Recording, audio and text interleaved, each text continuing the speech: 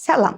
Bugünün sizinlə orqanizm üçün çox vacib olan biokimyəvi marker olan feritindən danışacağıq. Feritin nədir və sağlam orqanizmdə neçə olmalıdır? Bugün feritin bədənimizdəki dəmir ehtiyatının əsas göstəricisi olaraq bilinir. Sağlamlıq səviyyəsində neçə olmalıdır? Sadə dillə izah etməyə çalışacağam. Feritin orqanizmin dəmir markeri kimi düşünsək də olar. İçində dəmir saxlamaqla onu zərərsiz saxlayır və lazım olarkən də sərbəst buraxır. Sağlam, yetkin bir insanda feritinin ortalama miqdarı 30-300 nanoqram millilitr arasında ola bilər. Bu, laboratoriyadan laboratoriyaya fərqlənə bilir. Məsələn, bir qaynağa görə yetkin kişilərdə bu 24-336 arasında dəyişirsə, yetkin qadınlarda 11-307 kimi də aralıq olaraq göstərilə bilir. Amma vacib odur ki, feritin təkcə normalın içində olmağa kifayət deyil. Çünki onun düşük səviyyəsi gizli dəmir çatılmazlığının işarəsi ola bilər. Yüksək səviyyədə isə dəmirin yığılması, iltihab və qaraciyər xəstəliyi kimi hallar göstərə bilər. Nəticə isə odur ki, feritinizi bilir və yoxlayırsınızsa,